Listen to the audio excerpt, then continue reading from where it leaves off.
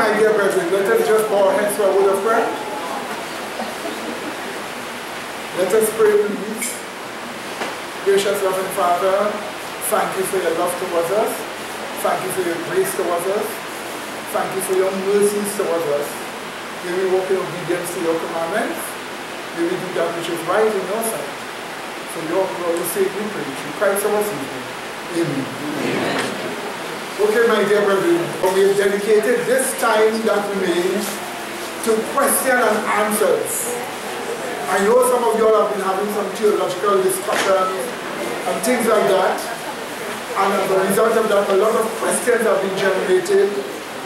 Because some have called me and asked certain questions. So if you want to ask questions, I think now is the time that you can. Sister Jen? You? Right. Now is the time for you to ask any question that you want, and let us see how well we can do in answering you, my dear friends. So this is your time to ask your question. First of all, let me just say this. Bible discussions is the way the apostles did in the early days. Sermonizing was not a thing that the apostles knew. There are times they would give sermons, but very rare. But today sermonizing is a common thing in evangelical churches and in the Seventh-day Adventist Church. When the minister comes before the pulpit, he gives not a study, because what he is saying is not study material, but it is preaching. And he's refined the scripture. So the way he gives his study, they can't ask a question because it doesn't fit into the study. And if they ask, they still won't entertain it now. See me later in the vestry, if you can find it. I have seen that over and over. See me later. And they cut out. But what Mrs. White clearly tells us is that a true church that is healthy cannot survive on a diet of sermonizing. This is the reason why in wisdom, God has directed our church services the right way. Everything is study. Everything is Bible study, where people can participate in. A church like that is supposed to be a very intelligent church. Alright? And this is the reason why the Bible says this in Daniel chapter 12.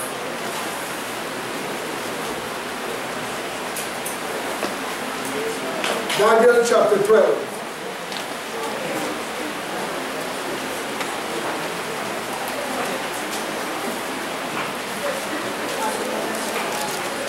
And verse 10. This is why your Bible tells you this. And verse 10. Notice what it says here in verse 10. Many shall be purified and made white and tried. But the wicked shall do wickedly, and none of the wicked shall understand. But the wise shall understand. The word wise here is not the actual word. The word is the intelligent shall understand. You see, the truths of Christ make you become what? Intelligent.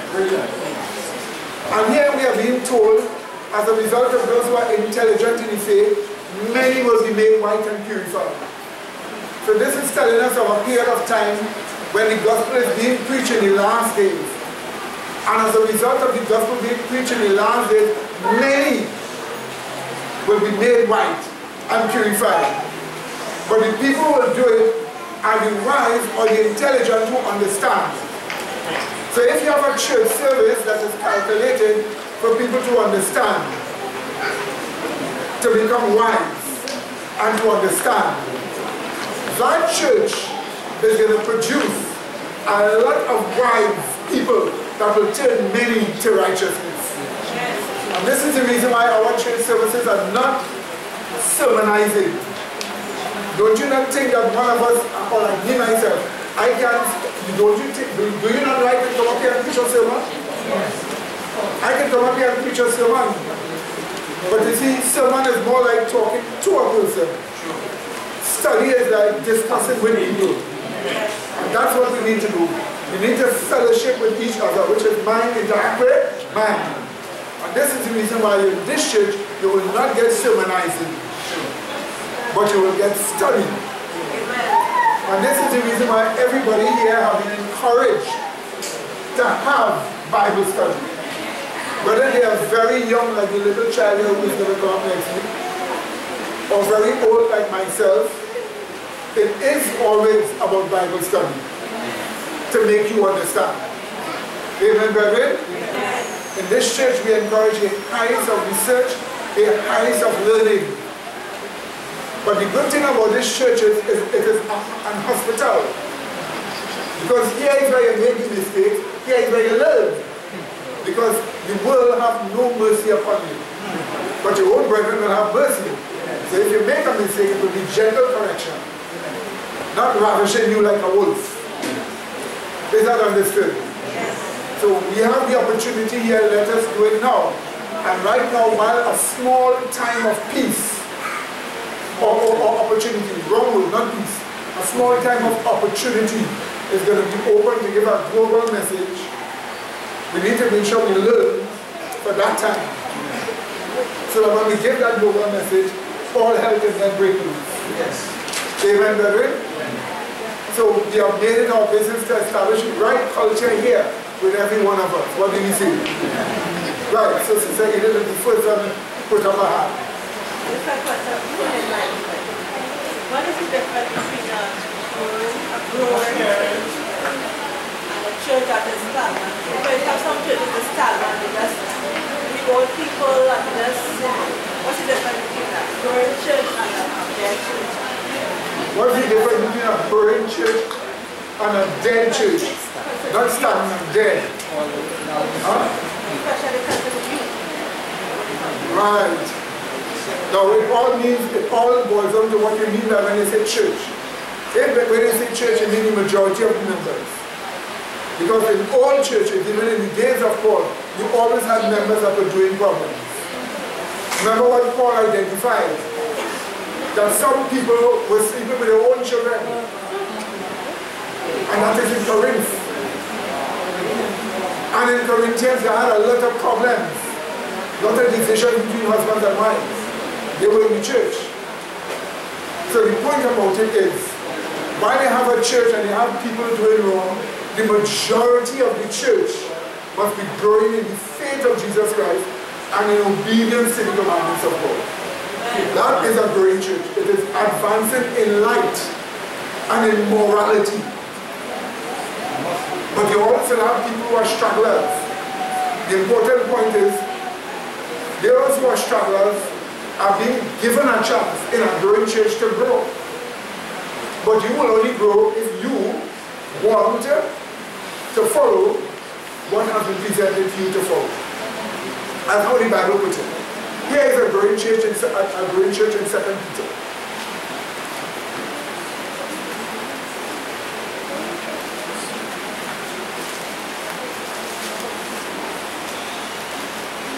The last verse of the book. The last verse of the book. 3:18. There is what he tells us here. But grow in grace and in the knowledge of our Lord and Savior Jesus Christ. To him be glory both now and forever. Amen. So in other words, a growing church is a church that is growing in grace and in the knowledge of the character of Christ. The knowledge of Christ is the character of Christ. You're growing in the character of Christ and you're growing in the grace of God, which is God's mercy, kindness, and so on. Which means to say you must become more merciful, more sympathetic. You must become more just, more understandable in your ways. Instead of becoming cold, withdrawn, closed up, suspicious. Like if you have enemies all around you, you have to become more merciful, more understanding, more kind, more willing to reach out. If himself you know based upon your own personality that you don't have the qualification to reach out without doing wrong, learn to reach out piece by piece. and correct along the way. Because don't throw yourself to the wolves anyhow. So the point about it is you must be growing in grace and in the knowledge of Jesus Christ. And that must be the majority of members in the church. That is a growing church.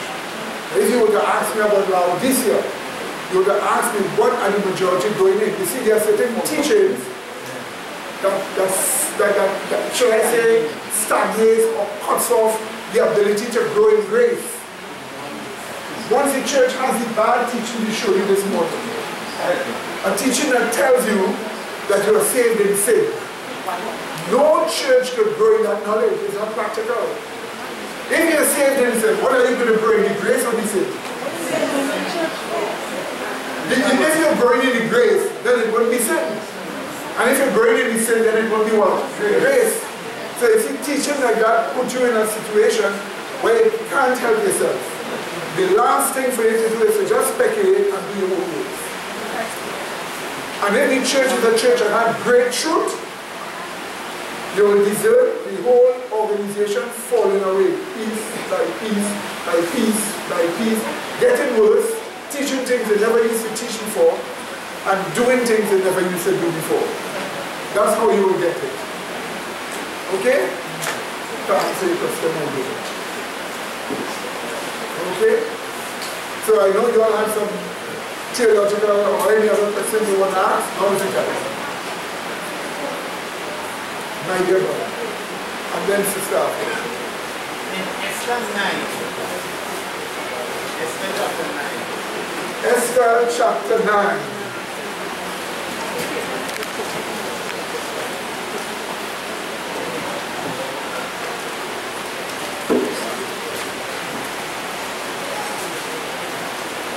That's my vision.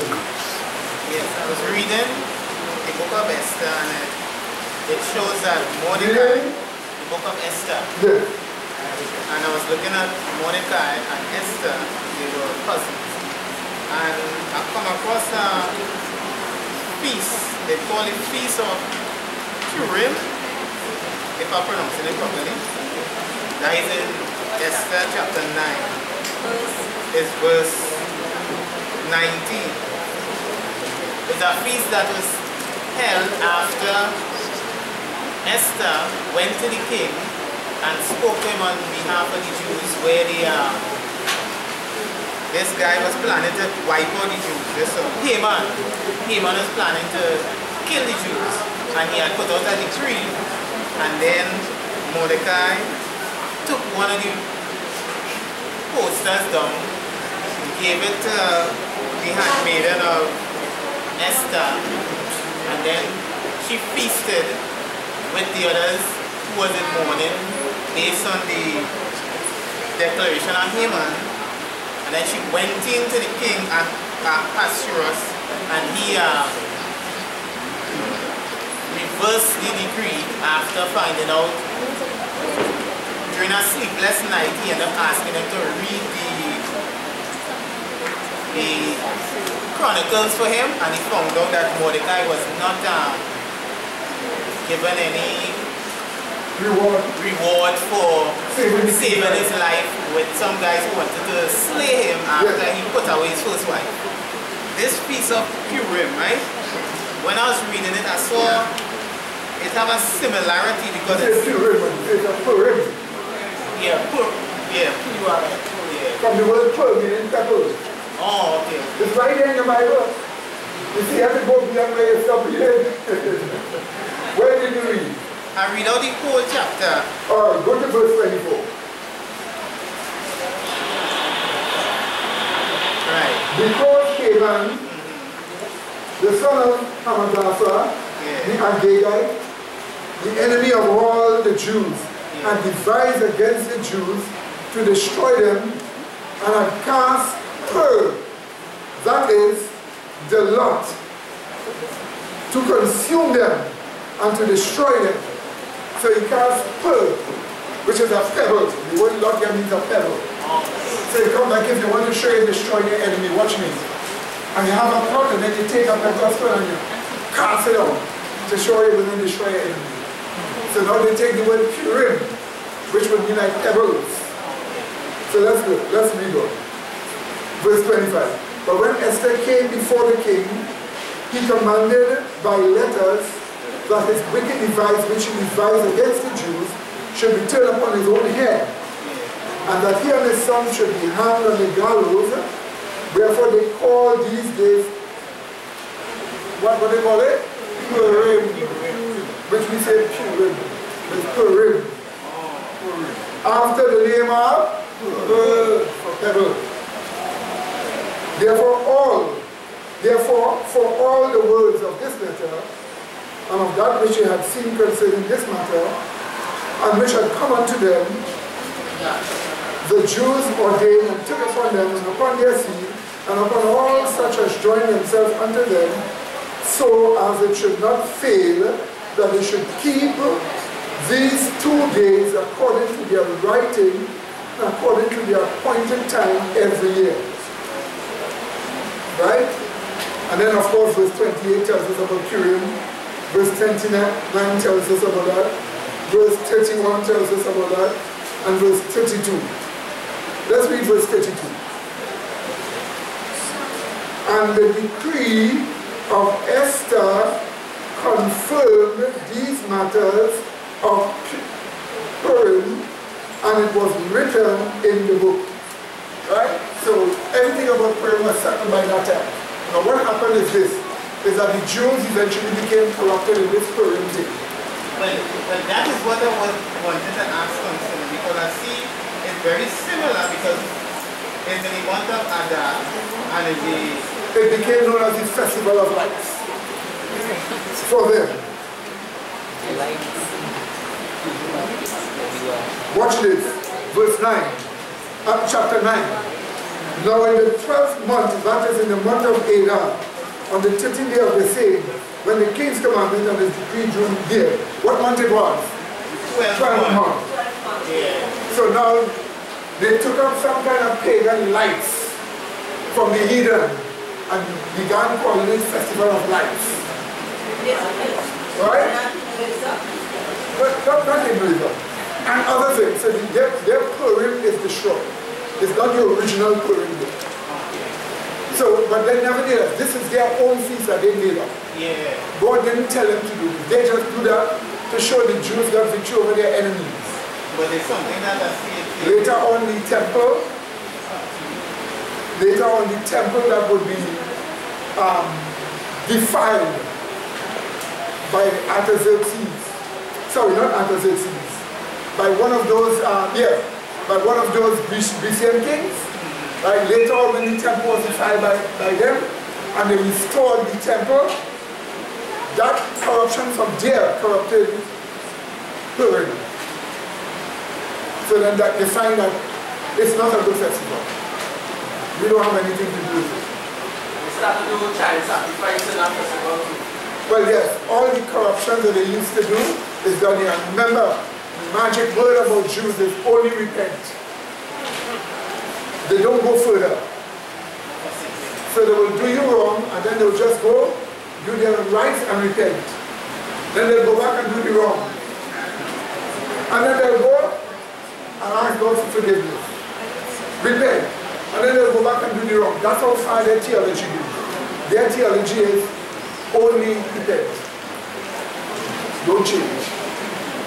Yes, my good brother. Yeah, the question is from the book of Proverbs, chapter 31. Proverbs 31. Yeah. Now the flow is from verse 4 to 7. The question is really in 6 and 7. Alright.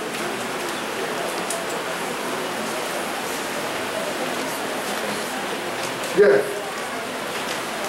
Right, so verse 4 says, it is not for kings, O Lemuel, it is not for kings to drink wine, nor for princes strong drink, lest they drink and forget the law and pervert the judgment of any of the afflicted. Then verse 6 says, give strong drink unto him that is ready to perish, and wine unto those that be of a heavy hearts. Let him drink and forget his poverty, and remember his misery no more. So what is the context of this? It said verse 4 and verse 5 is speaking about the kings and them should drink and provoke judgment and so on. Why is it in verse 6 and 7 it says, give strong drink unto him that is ready to perish, and wine unto those that be of a heavy hearts? Alright, now this statement here is not applying to righteous people or Christians. This statement here. This is speaking about a person who's in the field and they're not suffering and they're ready to die. You give them a kind of intoxicant to drink, a kind of alcohol drink there. And it affects the mind that they could die and not suffer that pain. Now that's what they try with Jesus when they put a sup and they give him the So when Jesus tasted it, he said, no. Alright? Because that is speaking about that. But let's just read on a little more. Verse 6. Give strong drink or intoxicants unto him that is ready to die. And wine, not strong drink for the other one, right? Just the strong drink for him who is ready to die.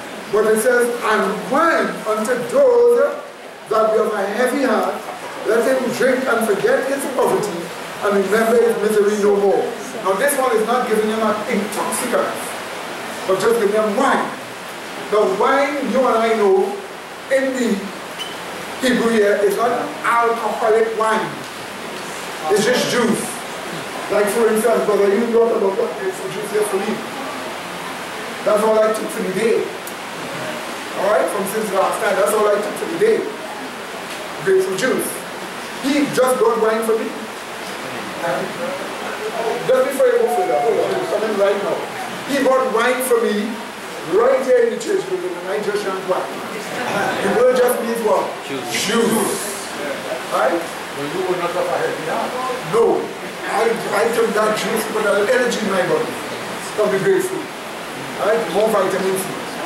But let's see why this person in the world were to drink away their misery. That's what they were going to have. The juice wouldn't do that. But let me just tell you what happens. Watch.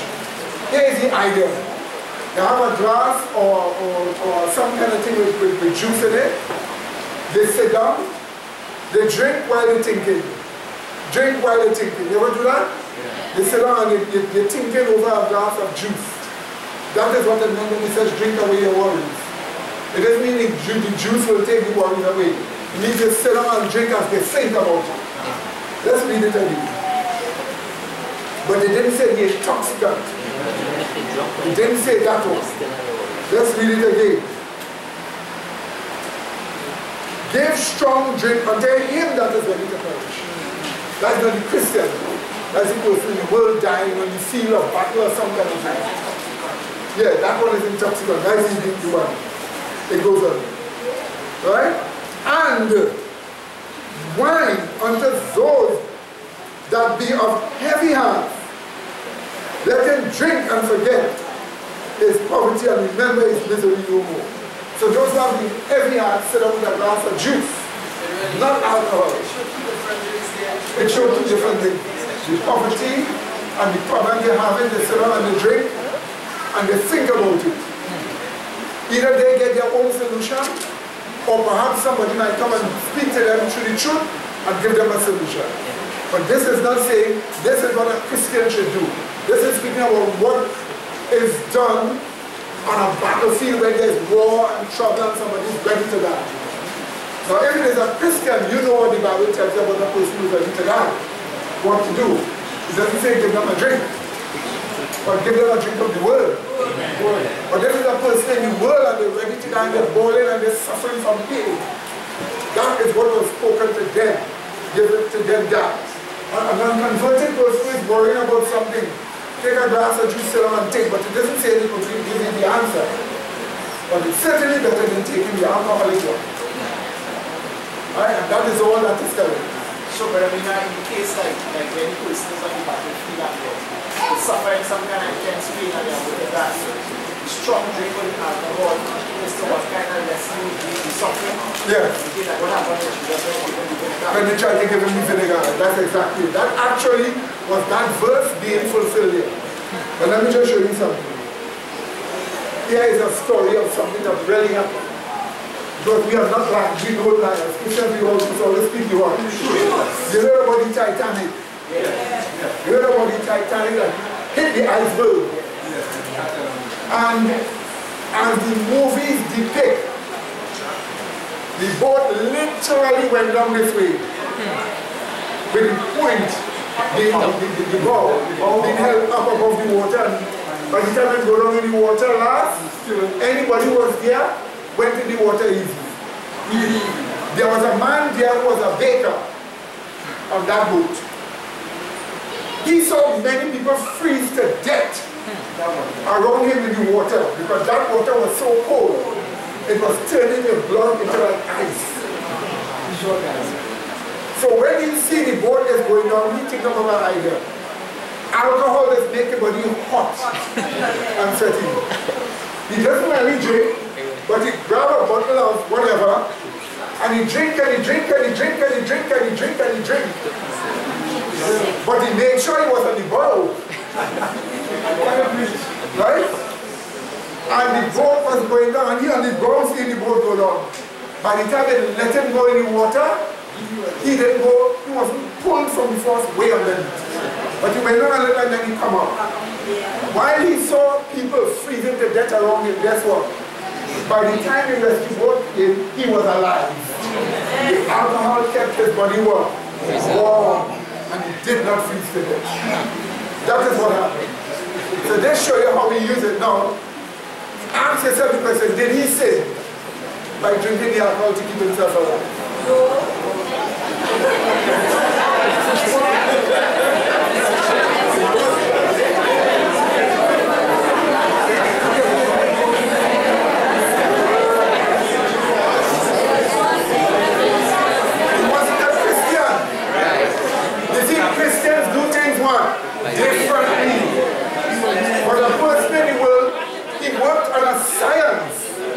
He's not drinking for vice. He's not drinking because alcohol is an ideal drink. He's using it to preserve his what? Life. And he did what? Get through while the other fools did it. Is that understood? So when I mean why is Christianity takes different? Why is Christianity takes different? If a person was facing a situation like that, you as a Christian or me as a Christian, and you see a bottle of Bourbon or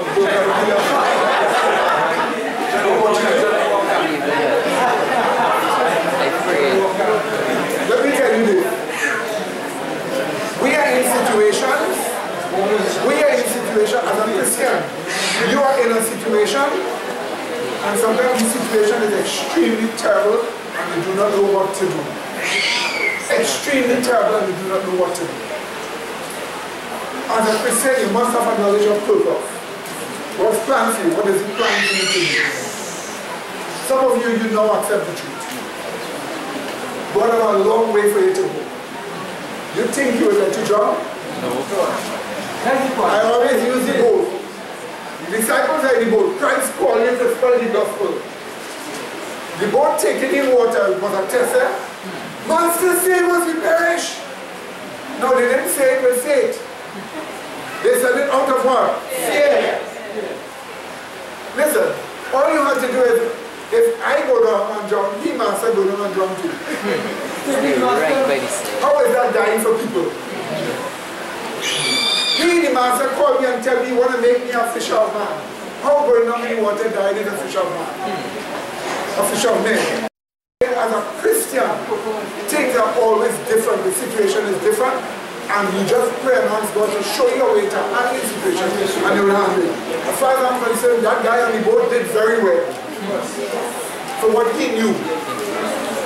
But we would have to find some way to handle it. I know one thing for sure. I would encourage any one of you to go on the boat. That is the last part to go on. Is that understood? And I would encourage you to find a way to conserve your energy and the heat in your body. Okay? Right. So quickly, just this quick answer and then you, right? Somebody said, when did the Illuminati begin? And how has it made its way into society? That question is a long story. Let me just give you a quick idea. We have Frederick Street in Trinidad, okay? It's the main street, okay? Fred Eric Street, we call it Frederick Street. Alright? There's a street by the name of Frankfurt on the Main. Now Frankfurt on the Main is one of the chief or major financial districts in Germany. That street had businesses belonging to the Boer family, Jewish family named Boer. They changed it to Rothschild, meaning red shield. So when they pass, you will see a red shield there. That red shield is the Rothschild's business. They hatched upon a plan to destroy Christianity and white people who they hated. Are you hearing me? They hatched upon a plan to destroy Christianity and white people who they hated. The Romans were white, the Romans destroyed their homeland, destroyed the temple. The European nations that they tried to control continually pushed them off and did a lot of damage to them. So the Jews grew up hating white people. That's why today in the media you find there's so much against white. They always say, oh, that is white supremacy. They never hear them say black supremacy. And hear them say white privilege. The fact that the media are giving those as evil words, it means Jews controlling Israel. Because they're the ones that hate white people. So what they did in Frankfurt on the Main, Rothschild called a man who was once a Jesuit and left them, Aaron myself, another Jew. Remember, a lot of Jews were in the Catholic Church. This morning, his sister spoke about the Dominican order. The guy Dominic was a Jew. He who started that persecution in the church was a Jew. The Inquisition, run by Torquemada, a Roman Catholic bishop, he was a Jew too. So you find there in the Catholic Church. So one, myself left the Roman Catholic Church as a Jesuit, and he was in the world. The Rothschild summoned him for a meeting in Frankfurt on the Main. And they had a meeting there whole night and day. And the plan was, we are going to give you the finance because we have the money, and we are going to form an order that must eventually subvert Christianity and destroy white people. Create a new world order. And that became the genesis of the Illuminati, meaning the enlightened ones. Now some people say the Illuminati go back to the 1600s. Yes, there were groups by the name of Illuminati, but not the Illuminati like that one. That Illuminati is the real bad one that started in the 1700s, the late 1700s. And what happened? The best way was to go into Freemason organizations. Those Freemason organizations were not revolutionary Freemasonry, but organizations based on Masonry itself. Builders organization. So they infiltrated those organizations and made them revolutionary. Created the Freemason order. Each order went up to the 33rd degree is degrees of corruption. So by the time you reach 33rd degree, you're a rapist and a sodomite. But you're enlightened. And so they spread in Freemason organizations, influenced government, created a lot of organizations to work covertly behind, and that's how the Illuminati spread. So that today we have the Illuminati, not as the name Illuminati, but as organizations that have their principles all over the world. Therefore you call them the Illuminati. When they call it IMF, World Bank, UN, how do you call it? Bilderberger, whatever you want to call them, all Illuminati. Because they all have the same principles. Donald Trump has decided to fight the Illuminati. Viktor Orban in Hungary has decided to fight the Illuminati. Alberto Salvini in Italy has decided to fight the Illuminati. And more people are spreading that decide they want to get rid of the Illuminati. Libya, Iran, Syria, North Korea, all of them were supposed to be fighting the Illuminati. But the Illuminati take them down one by one. Libya fell. They tried to destroy Syria. President Putin, who cursed the Illuminati and cursed the New World Order and tell them to go to hell, he saved Syria. Okay? But they got Libya, they got Iraq, they have been trying to destroy North Korea. Right now they're trying to crucify Iran with finance. But you know, there are Jews in all positions. Some of them are front men, and they call them fifth company men. Only to find out that President Ahmadinejad from Iran, who said many things against the Jews, and then have the Americans coming down on Iran. About 3 months ago, he pulled out his passport and said, look, I'm a Jew. So he was president of Iran, say a lot of things against the Jews, make the international community attack Iran. And then later he come and show his passport, look, I'm a Jew. So they are all over the place, trying everything. They desperately need the Lord. Sister. What is wrong about, is there anything wrong with a Christian learning self-defense? Is there anything wrong with a Christian learning self-defense? Absolutely not. Let's just get this clear.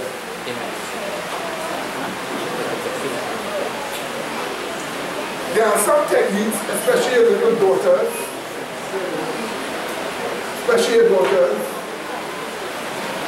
that you will show so that they help themselves to some of those wicked boys in school.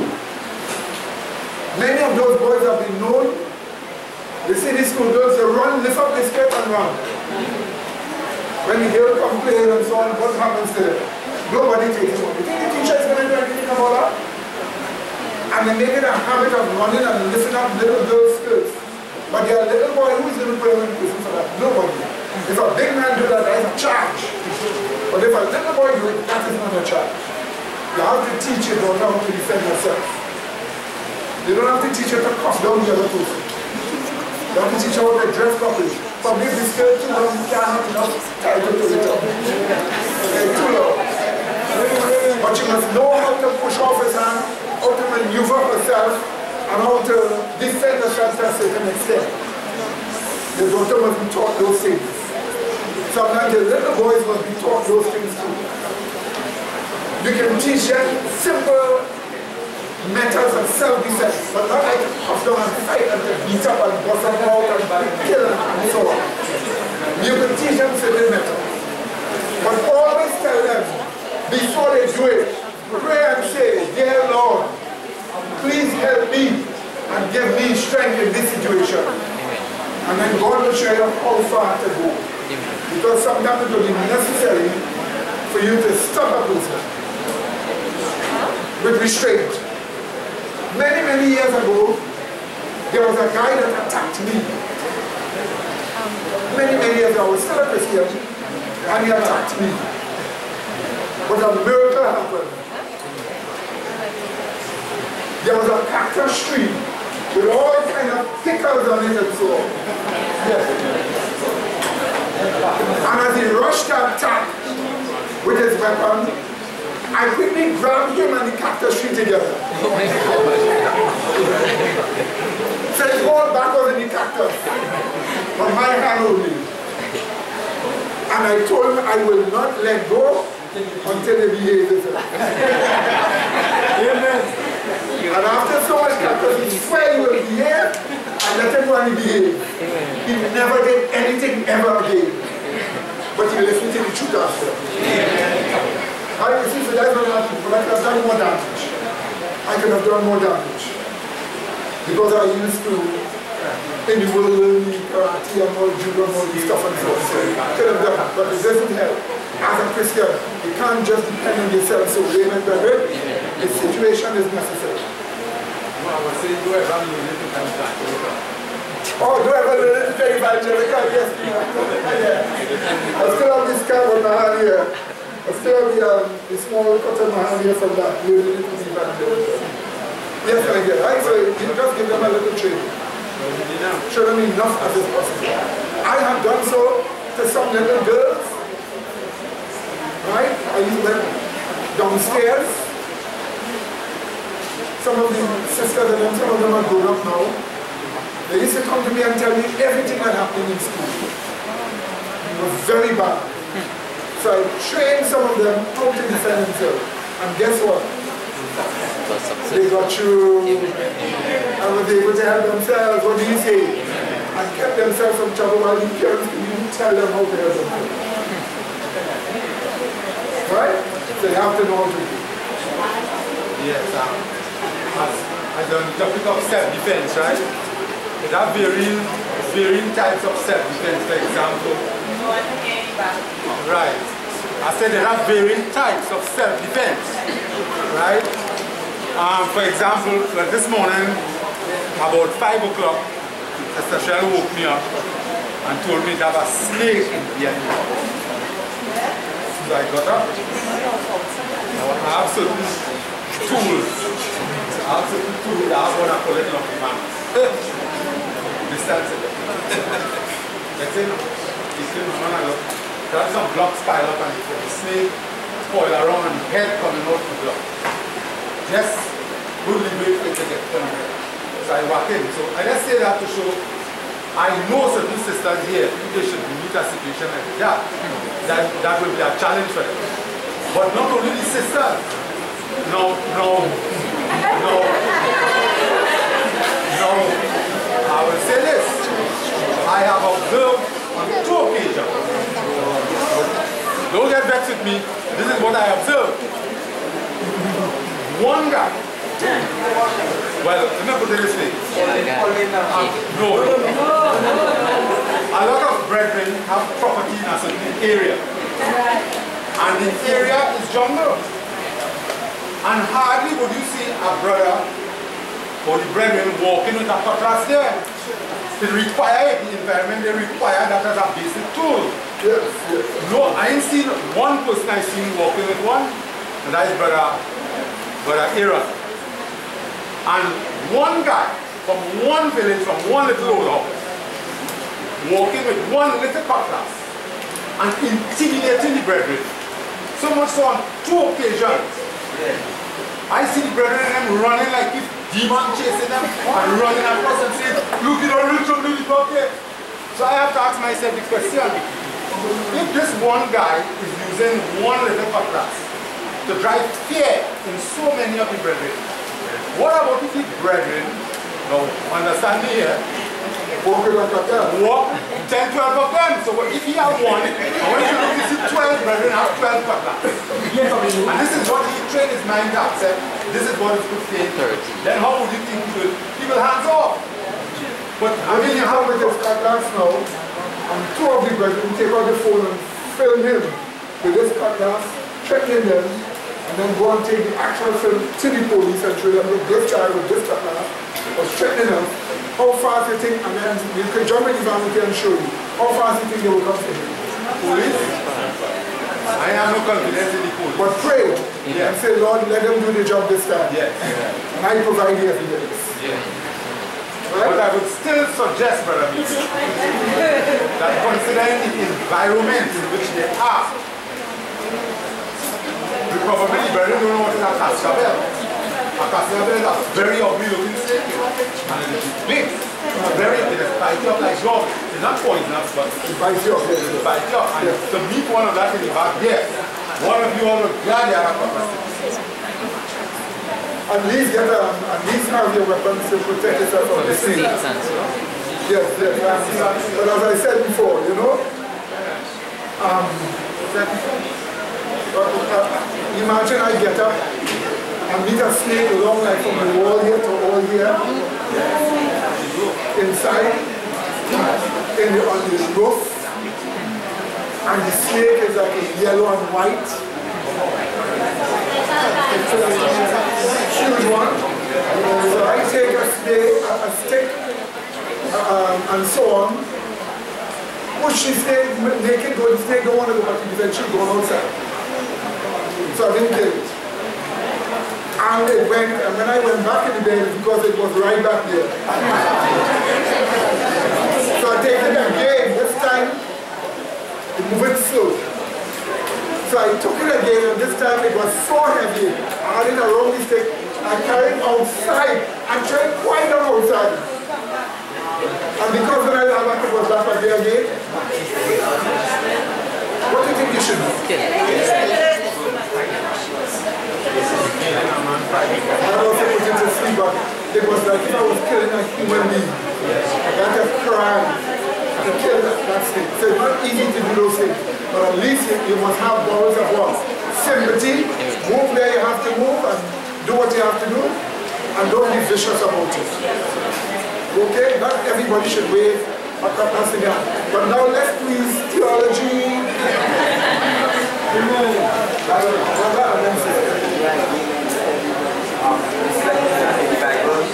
One translation have Jehovah, but we know the real name of God is Yahweh. Yahweh is Sabaoth. Yeah. But okay, like Jesus. Original, it's an original name for the word Jesus. Yeah. Because there was no J in those days. Yeah, but the issue is what?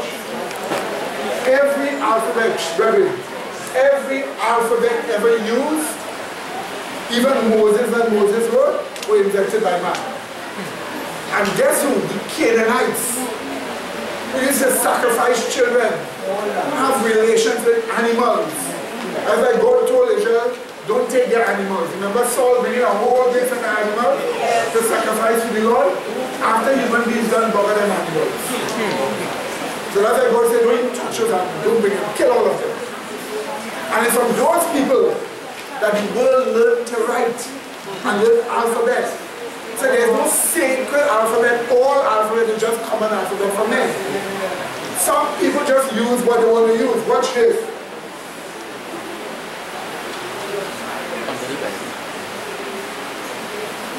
This is a Jeta.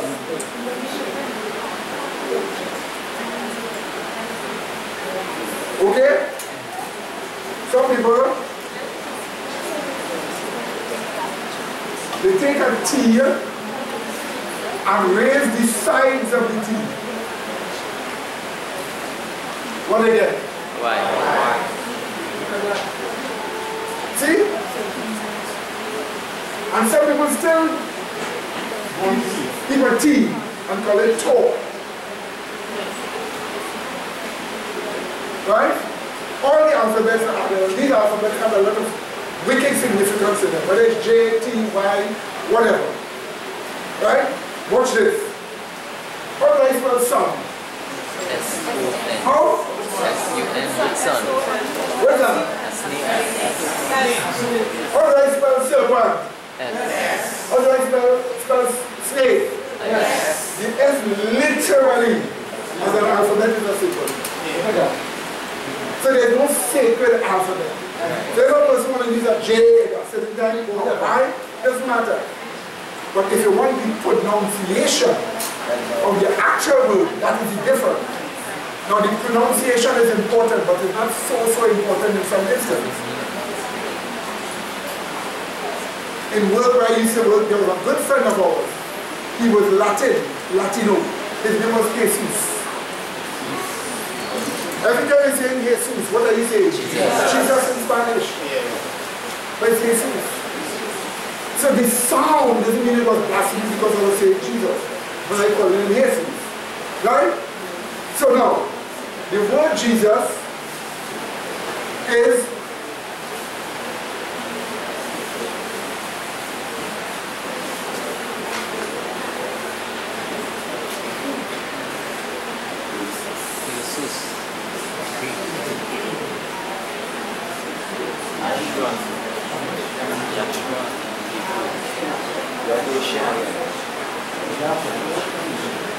right. This is the actual Hebrew word for Jesus. Yeshua. Yod-He-Shin Ayin. Yod-He-Shin Ayin. Sorry? Yod-He-Shin Ayin. Just Canaanite letters. Right? Just Canaanite letters. All of them. Just like No. Yahweh. Right, so now watch this now. Yahshua, Yahweh, Savior. Salvation from Yahweh. Right, so Yahweh Savior. So anywhere you see Yahweh Savior in the Old Testament, or Yahweh Savior, or Yahweh Salvation, is only Yahshua is pointing there. Right, well, this is good. Iosus. Iosus. This is the Greek pronunciation of Yahshua. Iosus. So, the English form of Iosus, we call it Anglicized or Anglicized, is Jesus. So when we say Jesus, we really mean what? Iosus. Iosus. Which is And when we say Iosus, we really mean what? Yahshua. Yahweh. Doesn't matter. There's no big thing about it. So why we stop using Jehovah and we using Yahweh, which is correct, but we still use it. Why do we say Yahweh and not Jehovah? Watch.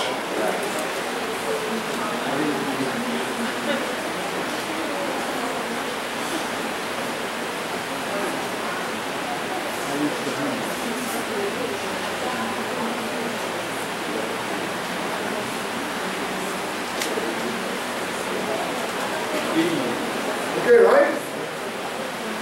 This is a Jehovah. When this word was coined, we were told that this word is the same as Yahweh, but what have they done?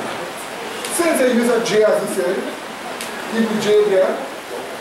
E for Elohim, we keep the H there. O from the same Elohim. And they say the V is the same W here. A for Adonai. And we leave it. So they put all together and call that the name of God. That Jehovah is in the Bible. In the days when they had translated Jehovah, that's all they knew. They did not know about the word Yahweh. The Jews knew, but what temple is there? But they didn't want to use it. They didn't want Christians to do that. As far as they can say that's a Jehovah. The Jews themselves stopped saying Yahweh. They started saying Hashem, which just means the name. Right? That's all it means, the name. So they didn't want people to know. But there was evidence of it. When a Christian go to the first major prophet in the Old Testament, what would he say? Isaiah. It was there already. Yahweh. And then what? Jeremiah. Right? And so they knew. It was there. Eventually, through research, it was found out, that's right, many other ways. It was found out that the real word is not Jehovah. It's only Yahweh. The word over means something. No. When a person said Jehovah, they didn't mean it for the word over. They were trying to explain Yahweh by putting different names of God in the Bible together. So you have to give them, you see what? You know that I'm not going to go which I was to read on the radio? Transfer responsibility. This transfer responsibility is an evil thing because it accuses people of things they didn't mean. You cannot accuse a person of saying something they didn't mean as if they meant that and then ask them to apologize for it. It happened recently in Trinidad and Tobago where the government people had a skit and they were pulling a dress off a woman. That was literally taken from the Mahabharata, which is the Hindu scripture, where they pull this veil from around this sari from around this woman, and they pull in and they pull in and they pull in and they pull in and they back and it's just getting longer. They try to do that. So they make a skit out of that. The origin of this skit is their scripture. So Putin comes and says, it's an insult to all women. They didn't mean to insult women. Then when I come and say, the sari is me. I am the sari. The sari is my mind. The sari is my body. Lie. The sari just close many people as their needs. It's just their culture. So it's not me attacking, it's me. need, when they have the cord being pulled, attack women. So they create their own guilt expressions. Show it to the government and tell the government to apologize for that. You see, that's what you do there. When you continue that, that is create chaos, violence, and murder in a country. Because a person, they can come and say, well, this person means kill all of them. And defend himself from what happened on race all stuff. Kill himself. Yeah, here's the point. So in other words, you cannot say or accuse a person of something they didn't mean in their mind and then tell them apologize for it. It is transferring guilt or transferring responsibility from you. You mean that, not them. Then don't show it to them as if they mean that and they must apologize for it. Unfortunately, the government make a bad mistake by apologizing for politics' sake. When you apologize now, you leave the way open for them to come with anything they want in the future. They will characterize the innocent thing that you do and put any meaning to it and try it out and say, well, this is what you mean. And you know what will happen here? That is going to lead to riot, corruption, and destruction in the country. Things like that should not be what the government should come and say, well, this is what we meant by the skit. Or the government should say, not we write the skit. We didn't create it. It came from people who know what is in the scriptures, from people of the same kind there. And this is what they mean. So they are going to tell you what they mean. If there's anything there they have to apologize for, let them apologize for it. They say, oh, what you're saying, that is not what we mean, and that's what people have to apologize for. That's the wisest thing to do. So here's why I said that now. Getting back to this. If that same transfer responsibility goes on to theology, when they wrote Jehovah, they did not mean something related to over. They did not mean that. Right. Right. They didn't mean something, they didn't mean that. That's not what they meant. So if you say, that is evil, look what I say. Look what a fellow tell me in theology, watch. He said, who you believe in? You believe in God? I said, yes, look what he did to me, watch. Yes. He said, that's what you believe in? I said, yes, watch. You believe in a dog, and you saw that. My point was totally different. My point was like this. The first time man used the dominion over the earth was what? When God called the animals and named them. Now God gave us his name and they told us what to name Christ. But now we want to name God now, so we showing dominion over God or something. We supposed to submit. All you have to do is to find out the responsibility of a person and deal with the responsibility. That's why Islam is not a religion of God. They attack saying that God, Christians are saying that God is the flesh of Jesus and that God can have a son. Christians didn't say God is the flesh of Jesus. They're saying that Christians are saying Mary is a part of the Trinity. Quran actually shows that. Christians are not saying that. If you be God, you know what Christians are saying. And if they are wrong, you're going to write it out as scripture. The fact that you write out falsehood, it means that some man claims that is scripture, but it's not scripture. You see, God does not transfer responsibility in doctrine or in words. Like the fellow tried to do that to me. He tells you what it is. After all, he's practical. Amen. So this is what I'm saying. You have to be aware of trying to transfer a word to mean something it never meant. So the word Yahweh or Jehovah, all the word Jehovah right in is a way of trying to say Yahweh, but you just don't know better. But when you know better, you could just simply say what? Yahweh. End of story. Now somebody said, where did the many Greek, Roman gods originate from? Where did the many Greek, Roman gods originate from? Listen to me, folks. That question has a lot of study in it. But let me give you some quick information. What if you and I go and say this? Apollo. The god Apollo. Or the goddess Gaia. Apollo was known as a Greek god. Gaia was known as a Greek goddess. People who study language found out that the word Apollo is not Greek. The word Gaia is not Greek. It indicates that the Greeks got those names from people who were there before with those gods and adopted it into their language. So when you say Gaia, it's not a Greek goddess.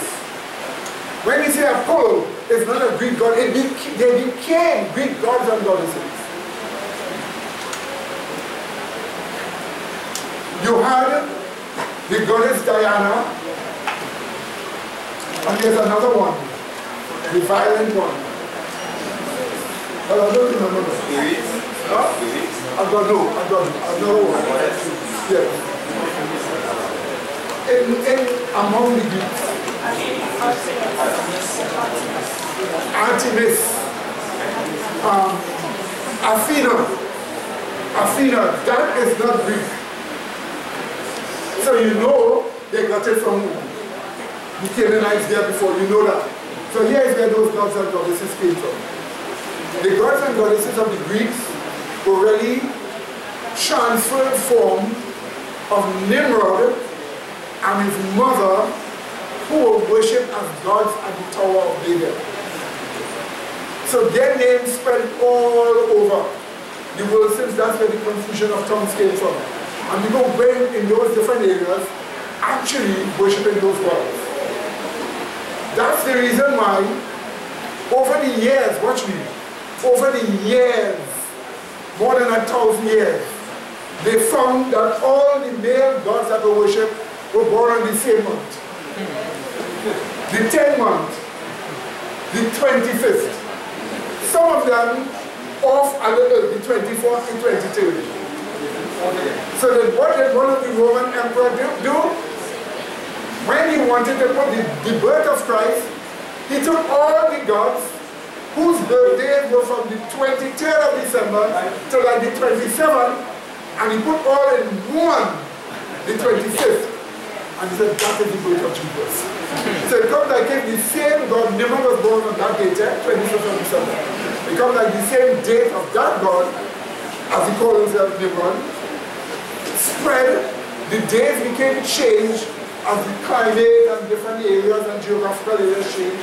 But one emperor put all that together and tell us, voila, Jesus is good. So those gods were just Nimrod and his mother worship in different forms. How do you know that? You will find one trend in all the gods and the goddesses. One trend in all the gods and the goddesses. Right? The mother always seemed to sleep with her son. The mother always seemed to sleep with her son. Whether it's the Greek teaching, the Canaanite teaching, the Icelandic teaching, the African teaching, the original Arab teaching before Muhammad, all of them, in those gods, the boy always sleeps with his mother. That is what Nimrod did with his own mother. Okay? So that's how you know they were all unified. Yes, brother. I can tell that you were tested. When it comes to petition and the government wanting to sell, what's your thoughts? Sorry? Petition. To sell the refinery. Stop. They did not plan to sell the refinery. Petrochem. It is just the refinery. Right.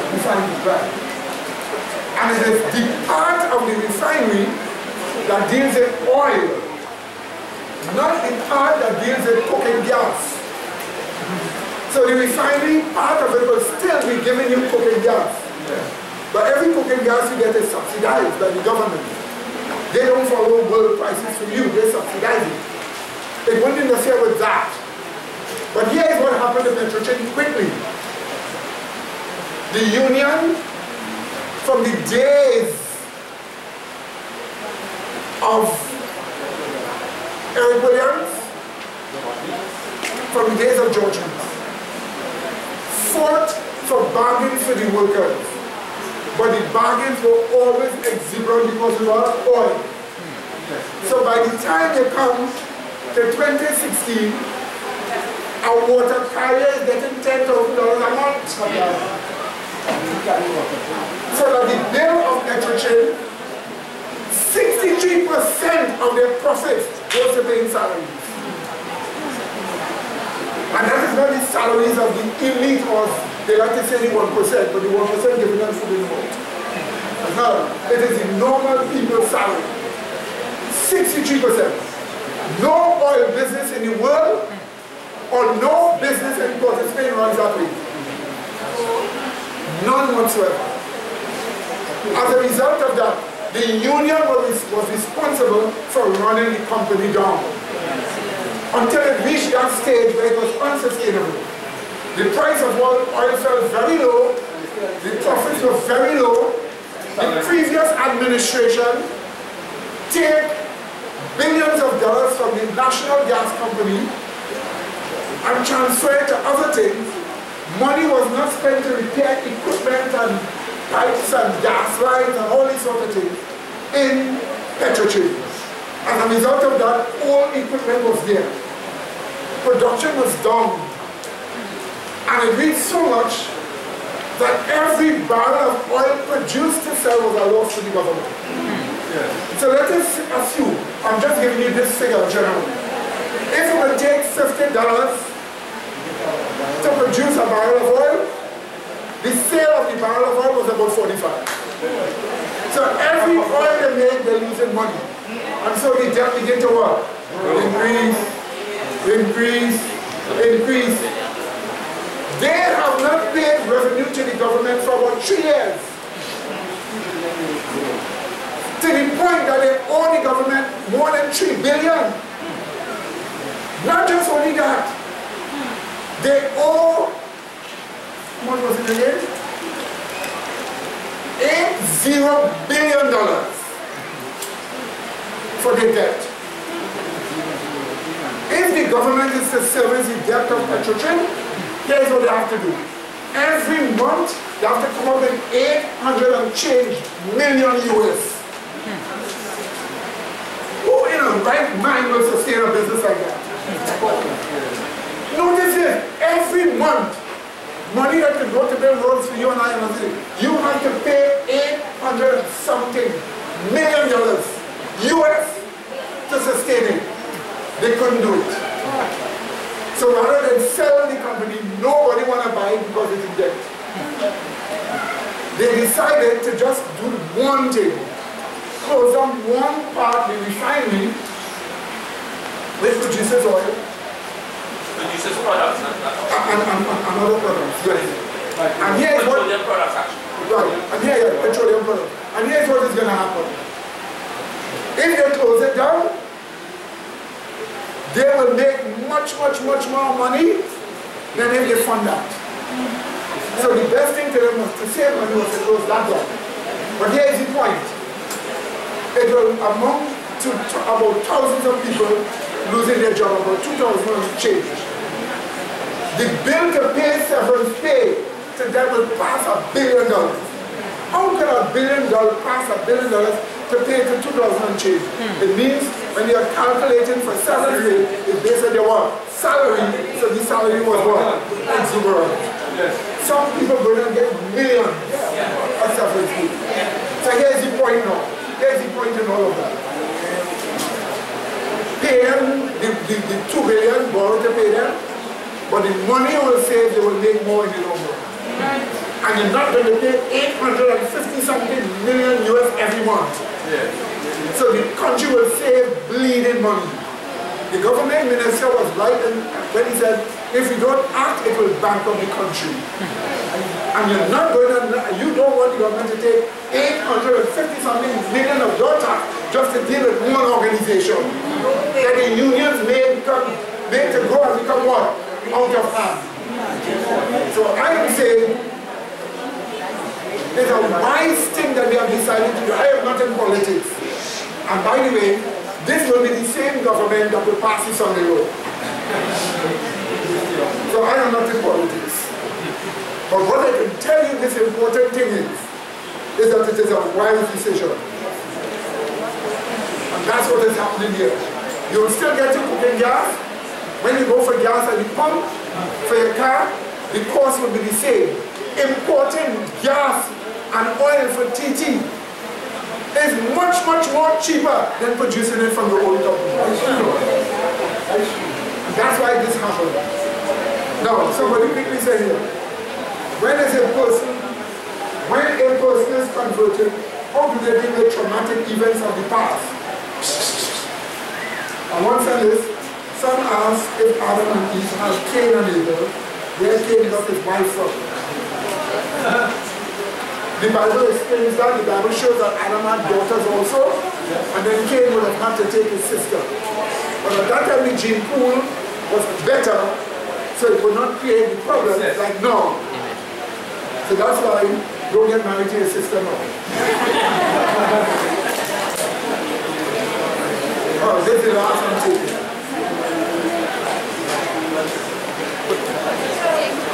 Hold on.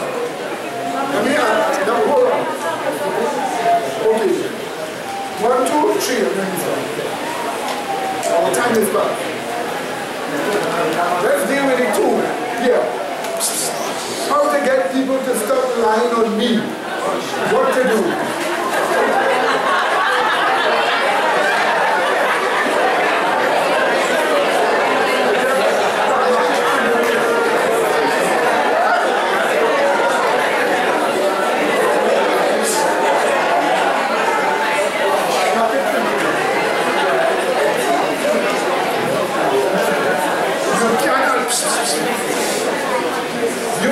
Charge of the person's mind. You are not in charge of the person's mind. You are not in charge of the person's mouth. You are not in charge of the person's experience. So you cannot stop them from lying on you. But if you catch them, no, you're not sure about it. This is the way of technology. You have a phone. You're in a situation with other children around, or big people around. Put your phone and take the voice.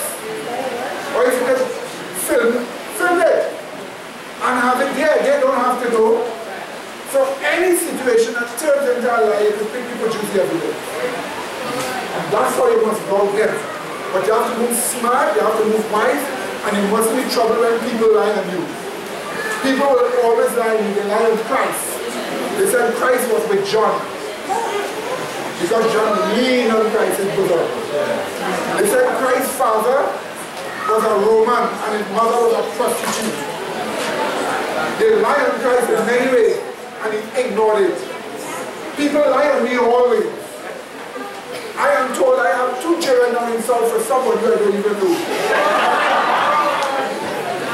What do I do?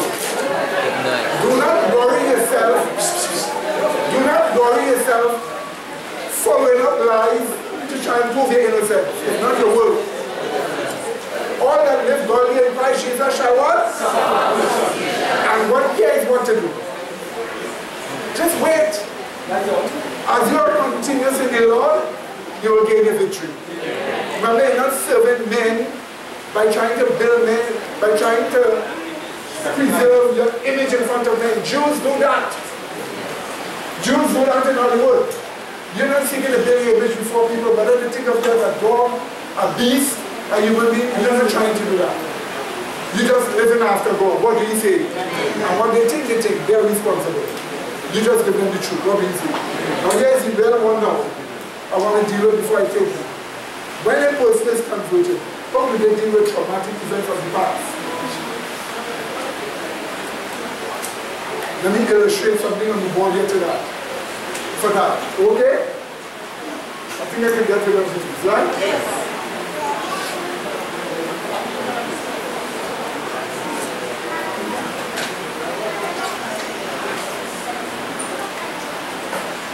Right. This is a traumatic event of the past. the event. Now watch this here. Watch this here. Many times when you think, it's because of how things are mixed up in your mind that you get into trouble. You have to make a difference between the event, your perception of the event, and your feeling as it relates to the event. That's what you have to do. But this is the event itself. What is the event? Now many people, when they face these things, they don't make a dichotomy between the various things. They usually tie the event into their emotions, tie the event into their feelings. That is because of their perception of the event. That's why the Bible tells you just shall live by faith. Now it may happen in the past when they didn't know how to handle it. What remains with you now is the memory of your perception of the event and the feelings that go with it. That's what remains in the memory now. But it is only a memory. But people have a tendency of how they use memory to interpret the present. People have a problem with how they use memory to interpret the present. Your memory of this are usually taken with all the feelings and attached to events that seem close to it or areas where the potential trouble could come from again. So they have a tendency of looking at it that way. But you must remember, the event is not going on now. But what is going on now is that whenever your mind goes over it, this is what you call circular reasoning or circular experience. Watch. Watch this. Watch this. Watch. This is the event. Watch your mind.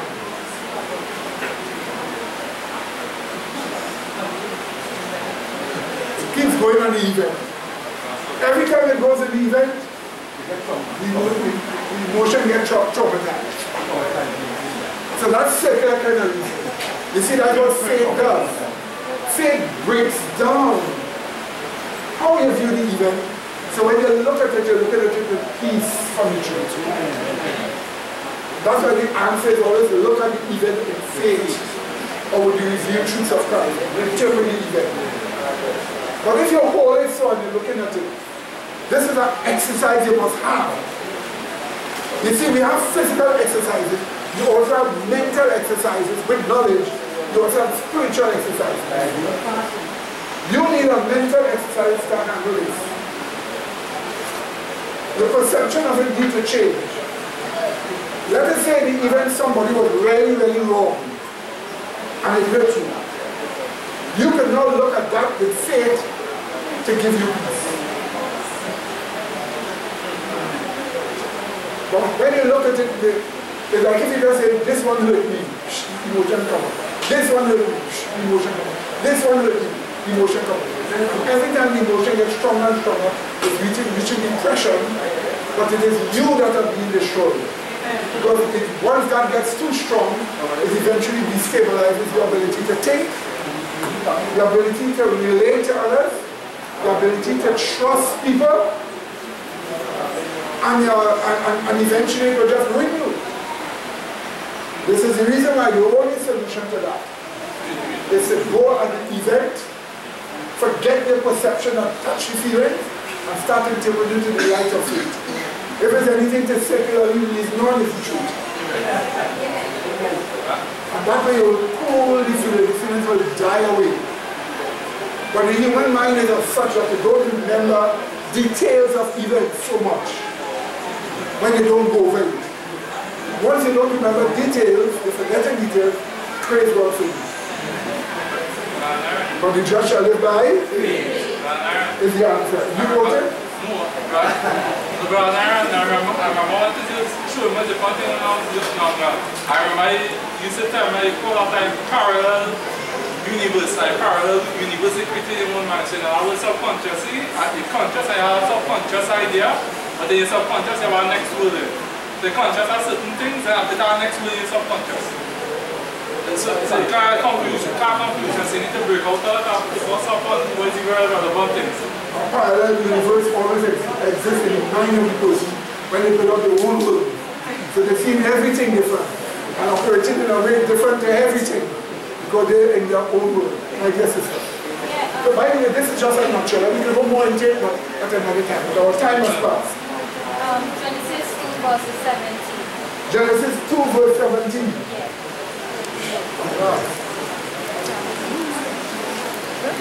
But of the tree of the knowledge of good and evil, thou shalt not eat of it, for the day thou eatest, thou shalt die. Yeah, so where's that tree? Where is? That tree. Where is that tree? Very good. Let's just do a little drawing here.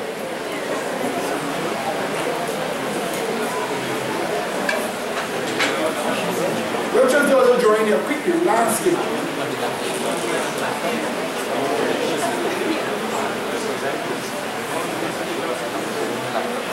Turkey, Syria, Israel, Egypt, Cyprus, Greece. So this is Greece, this is Turkey, this is Syria, this is Israel, this is Egypt. Where was the Garden of Eden? This whole area was the Garden of Eden. Before the flood. That whole area. So if that was the Garden of Eden, somewhere in that whole area was the tree of the knowledge of good and evil. Whether it was on the eastern side, the left-hand side, or the north or the south, we don't know. But we know in this garden was the tree of the knowledge of good and evil and the tree of life. It could have been in the area which today is the Mediterranean Sea. But that's where it was. But here is the point. Here is the point. During the flood, God removed everything. He removed where the tree of the knowledge of good and evil was. He removed where the tree of life was, and he destroyed the geographical area so much to make it hardly recognizable, so nobody will go there and worship. So it became like the sea and countries. But Noah was smart. Noah had an idea how close the Garden of Eden was, so Noah made sure he died in Lebanon.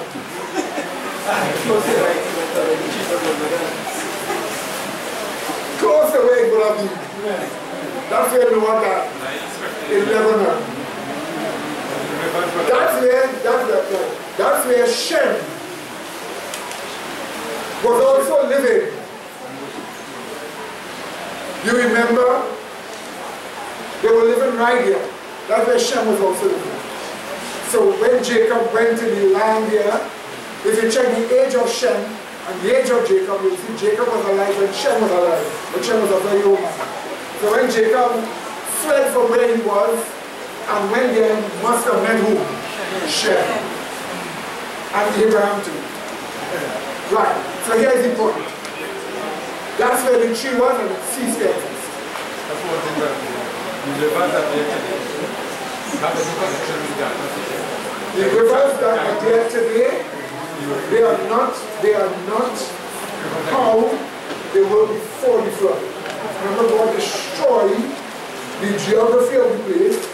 So names are given to rivers, Euphrates and Tigris and Nile and so on, where they knew the Garden of Eden was, but not those rivers. So you see the smartness. That's why Noah went there. And now that Noah made sure he lived in some of this Israel or none of some here. Where I'm tired. And Noah went there, and I said Noah died.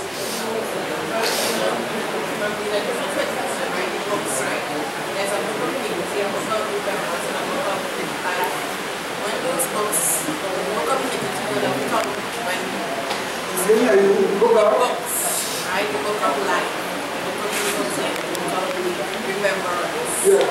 Those books would have come into existence, and the book of iniquity would only come into existence when iniquity, when Lucifer sent. Those books are the books for the earth. The Bible doesn't tell us about angels. So we can't speculate about it. We know about when those man's books inaugurated to start writing, it will have to be before sin in case they sin. So the moment sin came, it was recorded. Now if you ask me what is the size of the book and how it looked, I am going to ask you this. In 1950, did you know about laptop? Oh, you will not go and get there. So the point about it is, heaven technology is way advanced to our laptop. So we need to wait. We know there are books that deals with those things, but we just need to wait until that time, okay? But heaven's technology is way ahead of ours. So that's it, my dear brother, we can start. Some people like to listen, and some people, they've trained themselves where they make it difficult for they themselves to listen. And some people train themselves in a way where they can't listen good enough. Some people have all kind of suspicions and all kind of way of thinking in their mind, but if they try to talk to them, they don't get much credit because they have trained themselves to resist listening. Some problems can only be dealt with by patient listening and being patient with yourself. If you try a method and you see it is not working, don't do like the chicken that forget where it just passed and walk on it. Try a new method. Try something different. If you have to deal with something and every time you just get angry, and you recognize the anger always spiral out of control, you try a different method. If you try a method where you're always giving in to the wrong, and you're always getting damage with it, then try a different method. You have nothing to lose.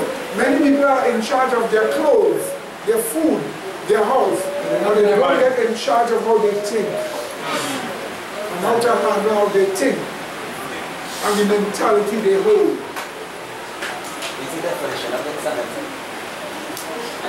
They keep trying the same thing and expect a different outcome. That is being insane. We can even add more to what you said. Right? We can even say an insane person is a person who holds on to things that rationally doesn't fit sense and reason. You can even say that. See? It's like a big man seeing a 12-year-old girl or 6-year-old girl, and he being a priest and going and rape that. I can't even say rape that, to say rape that. What is he going to get? What pleasure is he going to get? It's unreasonable. It's senseless. That is insanity. And I tell you, there are a lot of those them in the Catholic Church. Right? So as I'm saying again, my dear brethren, please give yourself a chance to learn to listen. Some people, they know you're talking sense, you know. And if they follow, they'll have to give up certain things they don't want to do.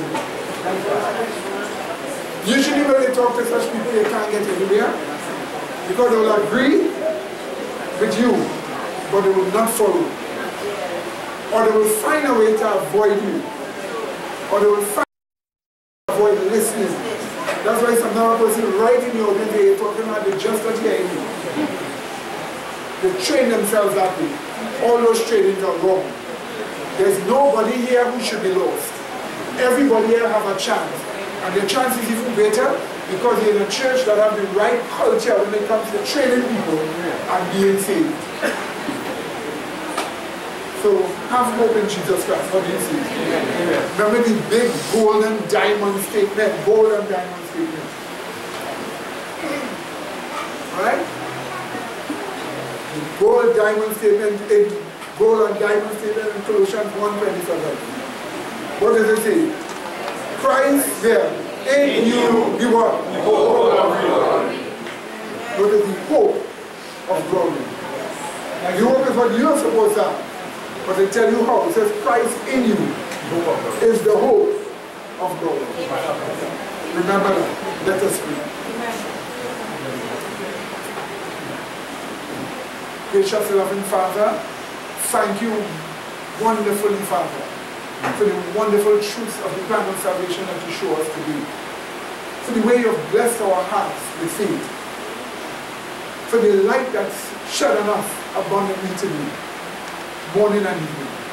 We ask of you to have mercy upon us, Father, and to save us from our ways, and to let each of us give ourselves chances while you have given us that already and brought us here.